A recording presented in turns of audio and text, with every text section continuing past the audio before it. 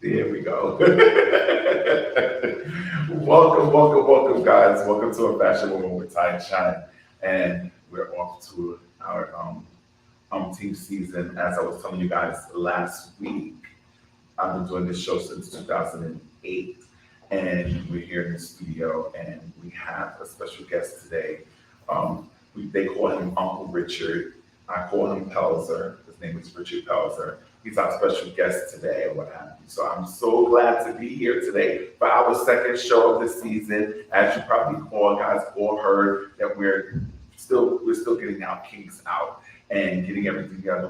We're in the studio, since all of the COVID stuff. We were in Jersey, in the studio in Jersey at WBKS One Radio. Now we're in the studio here in Brooklyn, and not at my home for COVID. So that's why we're still figuring out the kinks, if you will. So I'm glad you guys are here. I hope you guys are well and got your drink and you're ready to have a cocktail with me and have a fashion moment with Tai Chunn. And speaking of a fashion moment with Tai Chunn, I have on my Tai Chunn gear. This is my sweatsuit and my sneakers, my Tai Chunn kicks, and this is my sweatsuit. So and all of this is it's on sale now. It's part of my capsule collection, a smaller collection from the collection that I'm going to show in September for New York Fashion Week.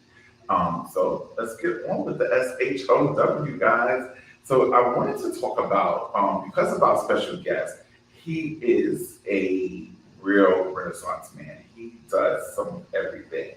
He has been in the game, in the entertainment field for more than a decade or two. We won't give up his age. And he's just one of the greatest people that I know. So let's just start off with Mr. Richard Pelzer. Richard Pelzer, come on stage.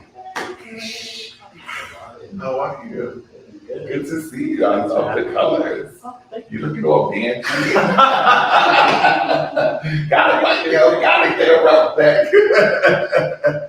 Like I'm saying. So my rate went up. Like that just says, today's price is not yesterday's price. So I wanted to bring you out because I wanted to talk about, because we're gonna first start off with your history. He is a Harlemite. He is no longer considered a transplant, so he's like a real transplant. On their block for 100 years. I know, right? 4 generations. And they still consider you a transplant. Yeah. But anyway, tell us a little bit about your experience before you came to New York City. Okay, cool. Well, one, thank you very much for having me. Oh, yes, you're welcome. As you mentioned, my name is Richard Pelzer II. Pelzer II. I'm originally from Cleveland, Ohio. I lived in Schaefer Heights, moved to New York in 1994.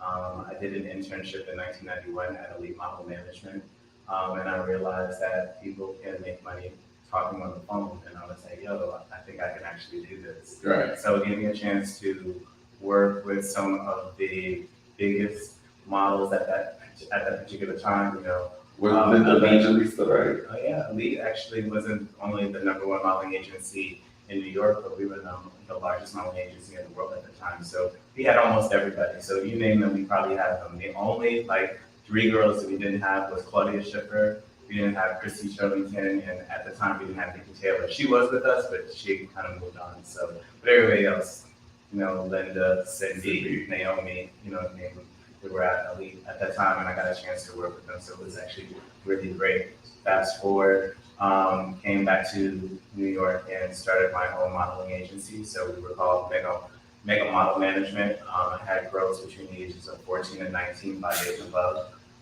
And then I decided that we needed to expand, so we started doing children. So we had Mega Lights. We were working with a couple of Albanese dancers, so we had Living Dance. So we had a few dancers at that time doing different commercials. We did the Gap commercial, we did a couple of car commercials, so that was actually really great. And then 9/11 happened, and the industry really changed at that time. So folks were moving to California. to Florida and to Canada. So, we had to really think about what we were going to do. So I decided. So let's pause right there. Let's pause right there because I want to back up a little bit because there's some important things that people don't do that I want people to realize about you. Because when you talk about mega dance, you guys did a Snapple ad, and one of your dancers was on top, and they had an orange on her top. Oh yeah, remember that ad? Right? And what's her name? Vicky. Vicky. Yeah. Exactly. And then you also spoke about Mega Mics, and people don't know that your kids was in the Hard Knocks Life. Yeah, we were almost all of the young people that were in that video were Mega Mics. So I wanted to say thank you for that. We also did a Hurricane Carter. So the 3 young boys in the beginning that actually play Hurricane or the Denzel Washington character, Mitchell Jr. He was, signed with us at that time. So, we had a really great run. Yeah, and then also backing up to with your elite days, weren't you guys the first ones to bring Boris Joe here to the States? He was a German tennis player, right? Well, no, he wasn't at elite. There was another agency at the time that I was working with, which was called Tribe. Okay, that's what it was. And he came to Tribe, and we got a chance to kind of work with him very briefly. He had a very rough German accent.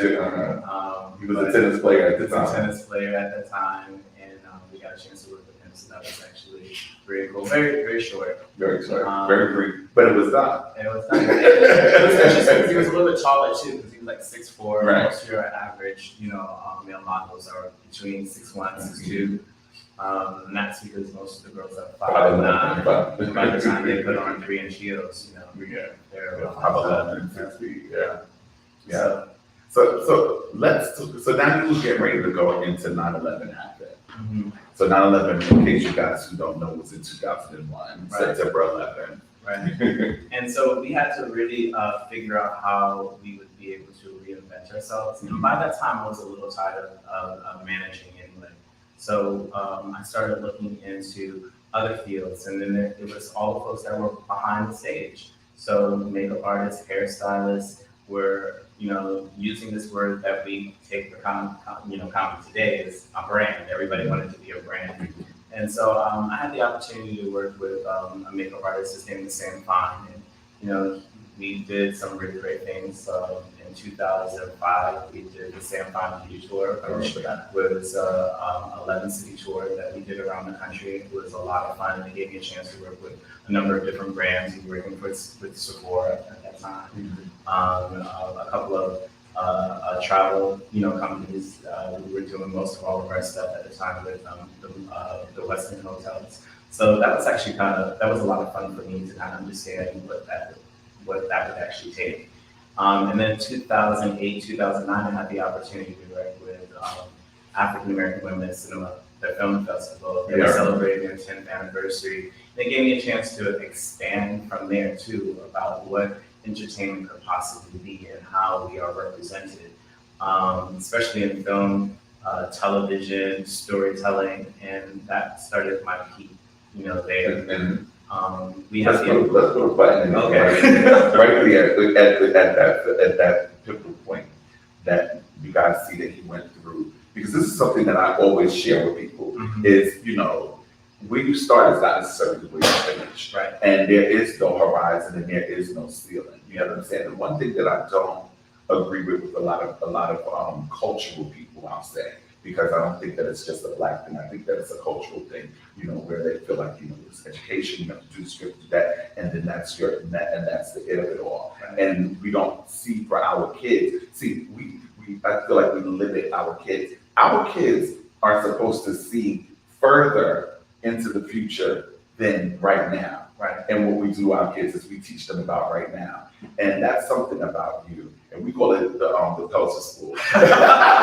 All of us goes to the Pelzer School. Let me just let you know right now, I'm a graduate 6 times over. Doctorates down the behind. So, and you always say, one of the things that you always say is, if it makes sense to you, it makes sense to me. Right. You know what I'm saying? Right. You know what I'm saying? Well, it's true. I think one of the most important things for me is I always ask people what's the next. Because if we're working on what's now, we really should be thinking about Right, what the next project actually is. And it's really hard for you to try to fit yourself into someone else's plan. Exactly. Because again, the idea is most folks won't be able to actually see beyond the trees. Exactly. We dream in technical Mhm. colors. So Mhm. again, with all of the generations that came before us, where we are now and our future, I think that we should be able to really start to pull all of those things together. I mean, my grandmother used to tell me all the time, put your fingerprints on everything so people know that you're there. Well, again, there's a lot, we always try to make ourselves smaller, but it's not all the time that we're really trying to take up space. And space balance and preservation is really important to me because, again, the lack of space, we happen to live in New York, is very expensive for space. So, and now we have digital space at this point in time. So the idea of how do we start to, develop and create, and creativity for me is great. I mean, storytelling is great. A lot of this comes natural to us. Exactly. How all of a sudden do we actually take all of the things that come natural to us and then put that into some kind of business? Again, we happen to live in New York City. It's a capitalist society. People believe what they see and they buy what they believe. And the idea now is for us to be able to start to pull those things together as well, so we would be able to market ourselves. It's easy to say, and it's sometimes hard to do. Because again, when we were growing up, and especially in the arts, art is a hobby. It's not a job, right? Mm-hmm. So a number of folks, like you were supposed to go work for the government, or get a jobs, get you a good city job with benefits. But you had so many people that were very, unhappy. They didn't like what they actually do, and I don't take what we do, for granted. It is a privilege to be, to do what we actually do. I get to pick and choose the projects that I want to work on, the people that I want to work on. So I don't take that for granted, but that's not everyone's, but it wasn't always that way, though. No, it wasn't always that way. And I think that, again, when you were just talking about young people, I think right now the opportunities for us have been growing. I mean, I don't need a studio to put out my film or to put out my music. I can independently do that. But one of the other things I say is community is our superpower, because if we did it all together, it becomes different. And for so long, especially in this particular country, we were divided and only could be one, or, we don't always tend to work together. And now the idea is, what does that really look like? And how do we pull our resources together? And how can I help you? So if you bring in the peanut butter, I bring the jelly, she's bringing the bread, the knife, the whole nine or whatever, we all would be able to eat. And I really do believe that it's very important, because, we all can win. We all can all win. These little folks that keep telling you that for me to win, you must lose. I don't believe that. Let's see. That's so funny, because last week on our season premiere, I spoke about that, because with the designs and stuff like that. And this is all in my capsule collection. I call it streetwear. They call it athletic wear, athleisure, or whatever and stuff like that. I call it my streetwear collection, because this is the flavor that it is. Right? And I'm not thinking about the powers that be or what have you. But it was so funny, because so many publicists told me, "Oh, you're an anomaly. I don't know what to do with you. How are you going to do a book? How are you going to do a film? How are you going to be a stylist and a designer and a publicist and a manager and all of those things?" Because, like Shaka Khan said, every woman is all in me. Why I can't do it all? Right. You know what I'm saying? And I have to speak to them and say, look, do you only use one client at a time? Right. Like, do you separate every year? You get one client that you work on, or you work on multiple clients as a publicist? Right. How do you do that? Right. You must be an anomaly. Right. You know what I mean? And it's so funny to me how people pigeonhole me. And I felt like you were one of those people who have always pushed me to do everything that I wanted to do. You've never been one of those people. So kudos to you. Oh, thank you. So now I want to move into you going from fashion into you started to do film production. What was one of your first films that you worked on? So one of the very first films that I got a chance to really work on and develop was Dirty Money. And that was done in 2006. And at the time, my attorney, who turned model / actor, decided that he wanted to go out on a couple of different auditions. And I happened to send him on an audition for this feature. And this ski trip was done and written by Maurice Jamal. And so they did it, and he is also an entertainment attorney, and he took Maurice aside and said, hey, I think that you can actually do something here. And he goes, I have this other film, let's bring Richard on. So they brought me on, and I was already busy doing a lot of other stuff. So, I was like, yeah, I'll help you guys out. I will be a casting director. So I was the very first casting director. They had 3 casting directors, but I casted that movie twice. But it was a lot of fun. So that started the bug. I went to school because I went to Kent State University, and I thought I was going to be a filmmaker. So I was already shooting, doing films. I just hated at that time cutting. They don't have to do that now. Like I look at, oh wow, you could just snip. Like we were physically cutting the film, editing, putting it together. I hated that process. So I was like, no, I don't actually do that. So somewhat I have a little bit of an eye for that, but I love being Uncle Richard and cheering people on. So yeah. So now you have a few films under your belt, some award-winning films, and some films that went into the business sector as well as the social justice sectors and stuff like that. Tell us, how did that come about? Because now not only are you doing films that you want people to look at, but it's also now being picked up by like hospitals and boardrooms and stuff like that. So as I said, I consider myself to be a storyteller, also a creative, and for me to do that, which you also alluded to as well. A lot of folks, it's hard for a lot of folks, if they can't do what you do, they already start to tell you you can't do it. And you're like, I'm not a designer. I've seen you design before. Well, I haven't seen you design before. And I said, I never seen you do half the shit you asked me to do for you. Right. But I helped you. So I think that for me and my journey, it really does depend on where and how people meet me. That defines who I am. So if I was a publicist, Richard's a publicist. If I was a manager, then you were a manager. Yeah. You were like I was the a stylist. filmmaker. Right, exactly.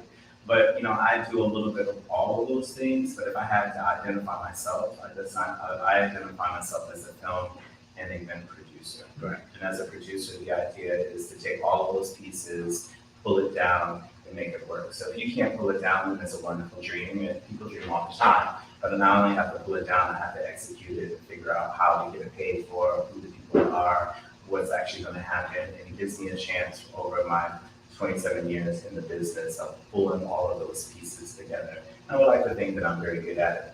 And with that, Nathan Hill, who at the time was my attorney, moved to LA, and he was just like, Richard, I have this project I would love for you to actually read it. It was called 90 Days, and I read it. I thought it was great. So we came up with the idea to shoot it. And as we were shooting it, we were like, well, why don't we just shoot the first 10, 15 pages of it, and then shop it around to a number of different investors. And as we were doing that, a number of the investors were like, this is a complete thought, why don't you just enter it into a film festival? We're like, okay, cool. And as we were doing that, they started winning. And as they were winning, then a number of other people started coming to us saying, can we actually show this film, to our network of people? So it happened to be, the New York City, health department, then the New York State Health Department came, and, HIV Stops With Me actually came and said that they would like to support it. Then the folks said, I don't know, just. It just started to take off in the business sector. It really did. And so Nate and I really started thinking about it, and we were like, activism and advocacy through storytelling. I think that would be a really great way for us to be able to start. And then we started looking at other films. Did you guys, I need you to say that again. Oh, activism, advocacy through storytelling. And this is something that I want the filmmakers out there to get to know, that just because a film festival doesn't pick you up, just because a network doesn't pick you up, just because there's so many other ways to shop your project. And I thought that was one of the smartest things that you guys did when even though you were winning awards, right, but you still were able to make money by letting other entities show your film, right, in their seminars, in their classrooms and whatever, and however they utilize it or whatever, which I thought was genius and brilliant or whatever. I know, I was about to say, he's gonna say thank you because he came up with it. I was just gonna say, he's gonna say thank you. But one of the other reasons that we did it too is we wanted to be able to start to create our own, network of people as well, our own community. Right. I heard you say community and also culture. And culture to me is how we do things around here. Like that's a big word right now. Everybody has a community and everybody's doing culture, but what is culture? Right. And culture is how we do things around here. Brooklyn has its own culture. Harlem has its own culture. We have corporate culture. We have Southern culture. We have Southern culture. So the idea behind that is really, identifying all of those people. And if you're going to be, in this world of independence, and the idea is how can I actually make that happen? And I think that was one of the things that we started to learn and discover. People started coming to us. It's one thing when you start calling other people, but it's another thing when they start calling you. And I really wanted us to start getting into that position of how they would be able to find us and how we would be able to move forward. So then the next film that we did was called Burden, which really was about social justice. What does it feel like or to be a Black man, in America in a 24-hour period? So when we wake up, when we go to work, when we come home, all of the different things that we have to deal with. And it's not just white folks that we have to deal with. We deal with, Black folks as well, and a number of things. But just as a Black man, all of the things that we actually have to do. And so what we did there, it was really about, the DEI work. Then we decided that instead of going the health route, we would actually start to go into this teaching route. So corporate America would be able to start to do training programs with our films. And we started generating revenue and money from that. And that was another way that we came up with activism, advocacy through storytelling.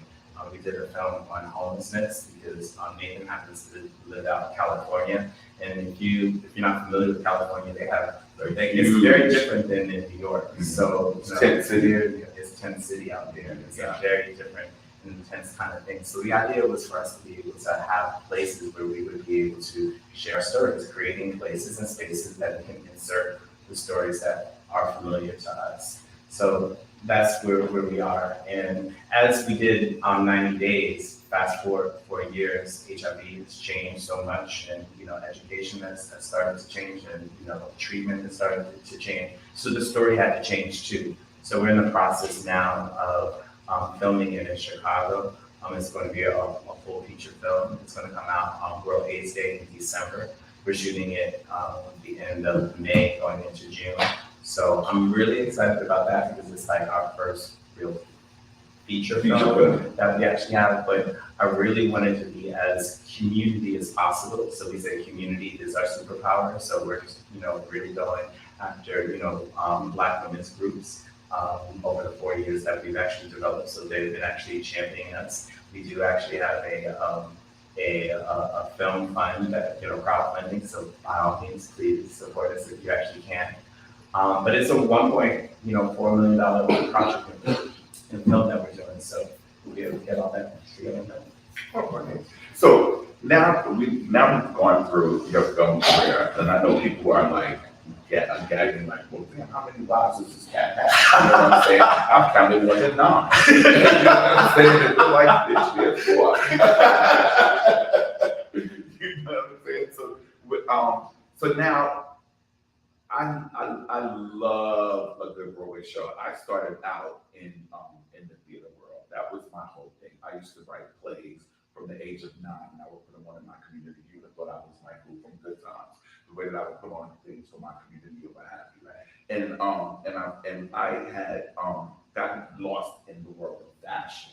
Everything became about fashion because that's where the dollars was at, and the dollars. And if I had the dollars, I would do this, and then I got the dollars, but I didn't do this. Right? As I got older, I started to delve back into it. But you did it in a whole nother way that you dove into it, and also bringing back the community thing and diving into that community thing. I don't know how to even introduce what you do in Broadway and theater, but you bring people of color and most definitely Black people to Broadway now. It's part of the richer Pelzer culture, right? Exactly. This is what I do, so it doesn't feel like work to me.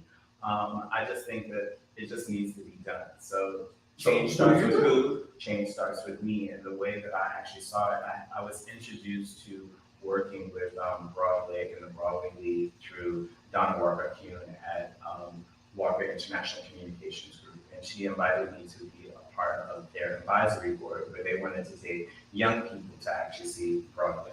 New York City has one of the largest, school systems in the country, if not the world. Right. And, it's a shame for New York City students to graduate and never been to a Broadway show. So the idea was, how do we start to introduce them to Broadway? Well, when you start to really look at it, I have 17 other things I can do in New York City. I don't have to go to a Broadway show. So what I started to identify was, one, I don't think a lot of our people in our community felt welcome going to Broadway, so we had to address that. I don't think that they also felt safe going to Broadway, and it's not just about COVID. It's like, I live in Brooklyn or the Bronx. Now you want me to go from one neighborhood to the other neighborhood?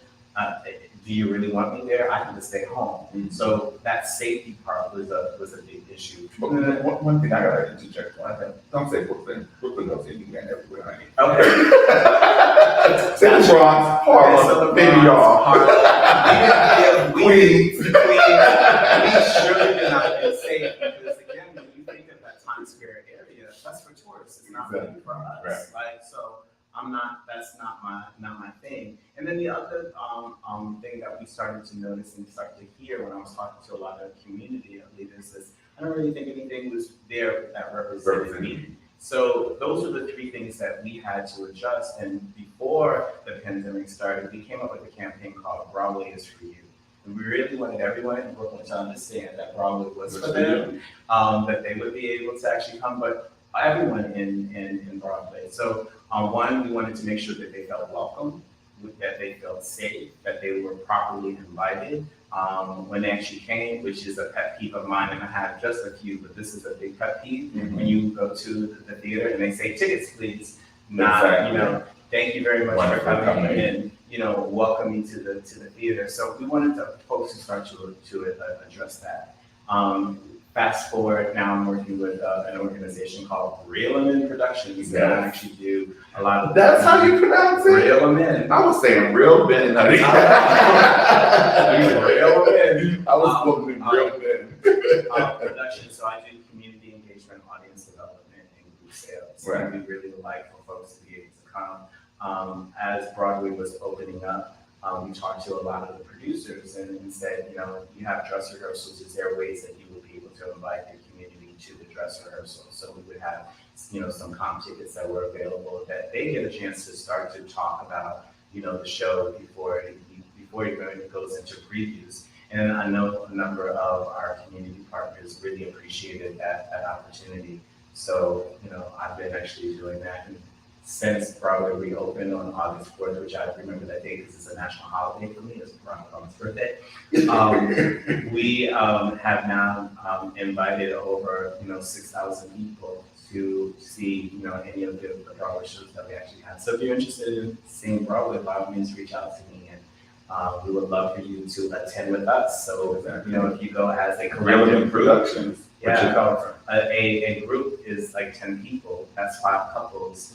Usually the tickets, and usually prices sometimes come into play. But if you go as a group, you can save between 40 to 60% on your tickets, and also depends on when you actually go. But if you go with us, we can give you an experience like you can meet some of the cast members, or possibly a talk back, or some of the other things. So it just fits into overall the number of things that I'm actually doing as community is our superpower. And I love the fact that you're working on bringing us to the theater. And I know that one of the biggest points were the people behind the theater, that there were not enough of us there. Or that they didn't even know that those were opportunities were for them. For them, exactly. So we also do a lot of that as well, that there are folks that do lighting, that do sound, that are producers. Mhm. What is a producer What- on film? And then you have all the directors and associate directors and,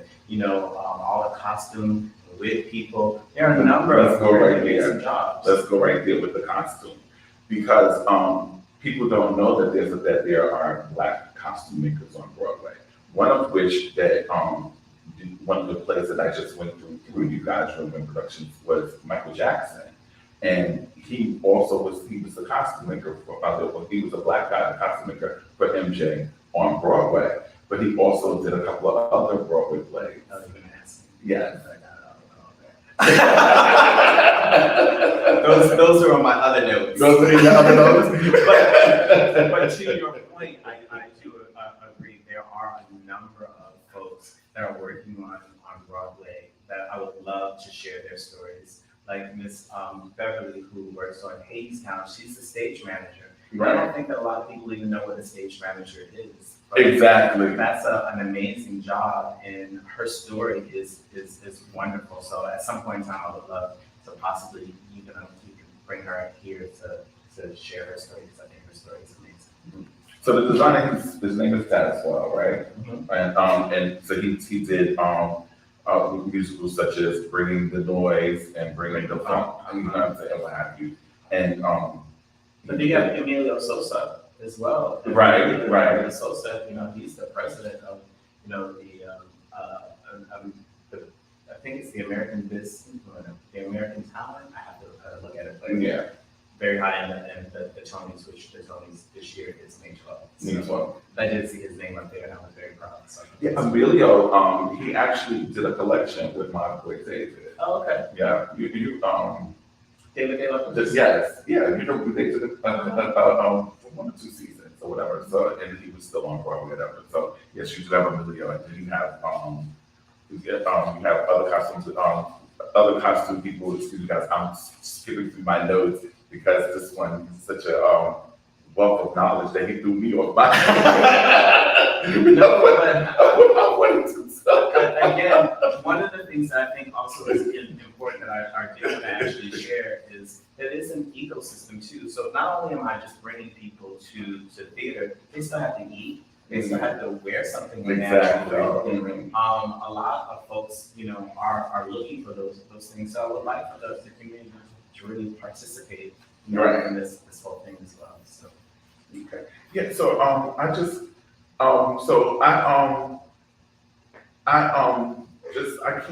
can't think of what I wanted to say. You see my face like, I can't think of it.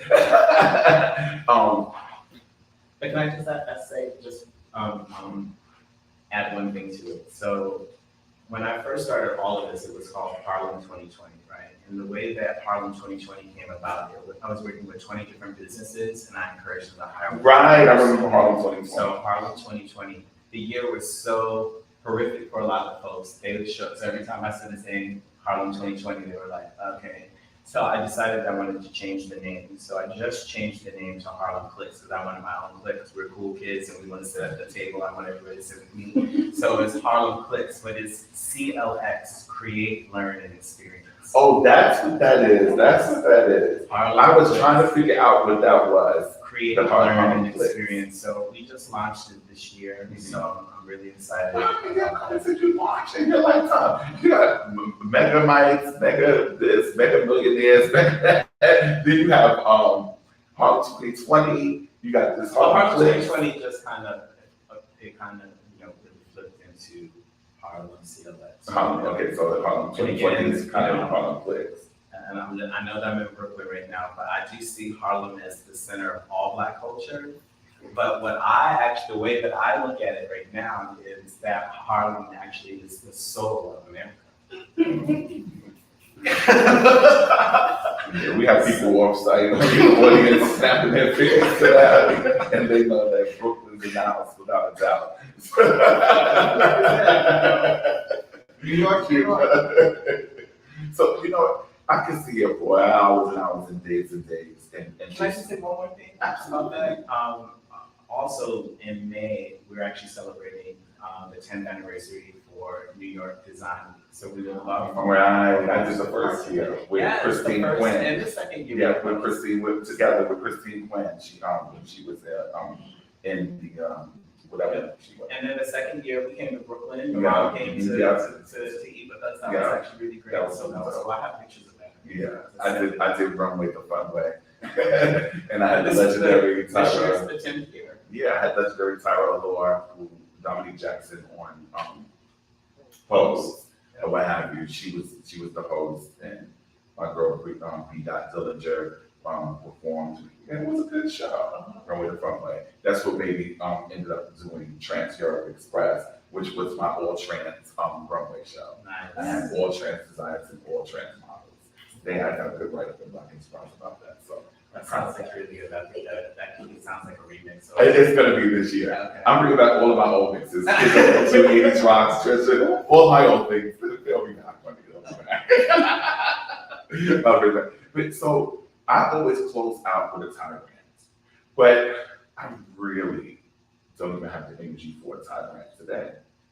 I know you guys are disappointed, but I just, because there's been so much going on in the world today, and we just get so exhausted with all the negative. And I know that when I was doing the show last time, we did a lot of current events and stuff like that or whatever. And I will bring some current events into my timelines, but I decided to make the show a lot more happier for this half an hour that people were here with us. They can get to meet people and party with us or whatever. I didn't have my cocktail today, but we'll toast before we leave out. So if we can get 2 cocktails or what have you, so we can toast it out. But what I want to do is your closing thought to all of the people, because this is one thing that I'm starting to do, is that I'm starting to do women over 40. I'm starting to work with, Black women specifically, over 40. I'm starting to work with Black women over 40 who want to get into new situations. They may have been homemakers. They may have worked at the post office. They may be retired. They may be women who were in an abusive situation, trafficked, whatever their circumstance was. I'm starting to work with them and bring them into the MBC fold and start to train them in all the various things that we have in our and stuff like that. So that's my target audience right now. So with saying something to them and all of the community that you represent, what would be your closing thought to tell them to tie into everything that you were able to accomplish, which people don't understand how amazing it is. Like you said in the movie, going in the day of a Black man every day and how exhausting that is. Just imagine, like you and I have talked about many a time, being in the room and looking to the left and looking to the right, and there's nobody who looks like me there. And everybody's like, well, bring them all in. And then you try to bring them all in and nobody's ready. Nobody's ready, right? Nobody's ready. But I'm gonna jump in right there. Because what I would actually say is, first of all, you have to be in it to win it. But if you take care of the community will take care of you. That's a very hard statement to also sometimes say, but I truly believe it. Because if you take care of the community will take care of you. And I'm a living witness of that. Because, I really do go out and I listen and I work and I play.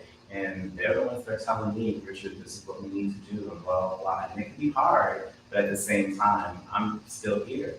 I got through the pandemic, and I would like to say that I helped a lot of other folks get through too. So the idea is, what is the next, and we have to be prepared. We have to be able to take these classes and learn from people that came before us. I love young people, because I was a young person at one point in time, and I love all that energy. But I think that I would like to to grab some of that energy and also want them to be able to understand that you're standing on other people's shoulders as well, and it doesn't just start with you.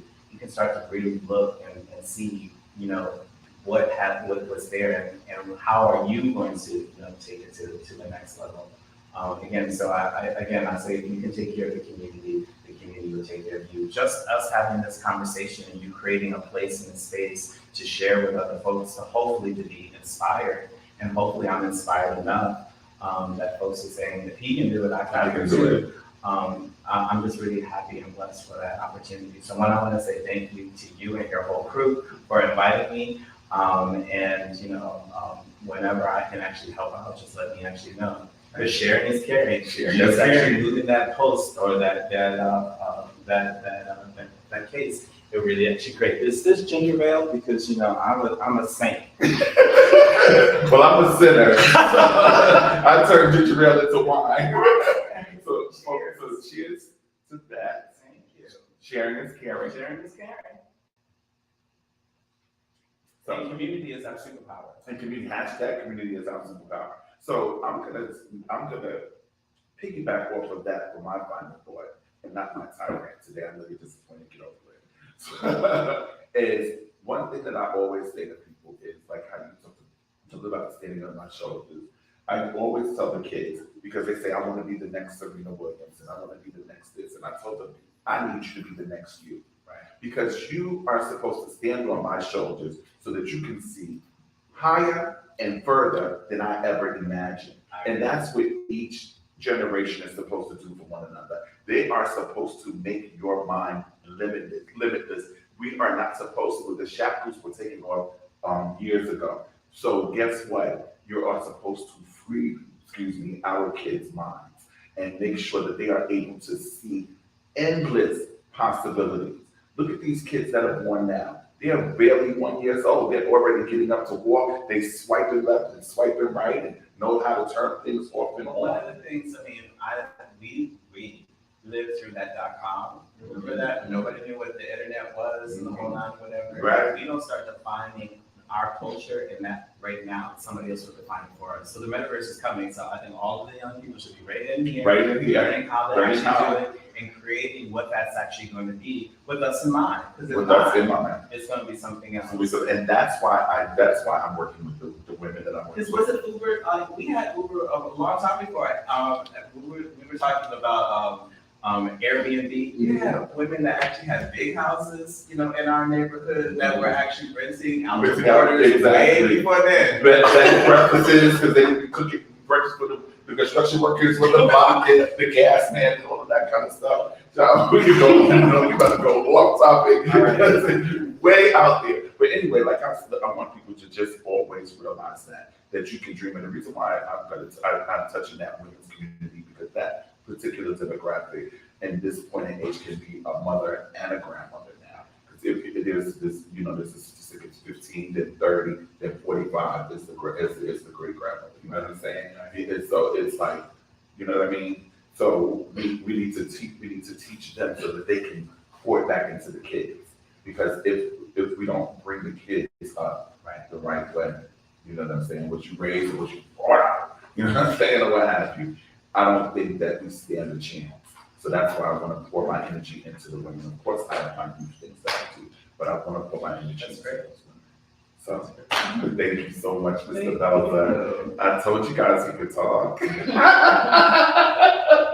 was here today. You were excellent today. I'm just messing with you. Thank you guys again for joining me for a Fashion Moment with Tai Chunn. You can reach Richard Pelzer at yes, you can go to HarlemCLX.com or Richard at Harlem2020.nyc. I haven't changed my email address, so that's the email address. Okay, perfect. And me, I'm Tai Chunn, TAICHUNN, everywhere that you can find me. TAICHUNN, I'm well branded. And I want you guys to live a free life. And peace out to you. Good night. Thank you for joining us. It was great seeing you. We were supposed to do lunch and then it was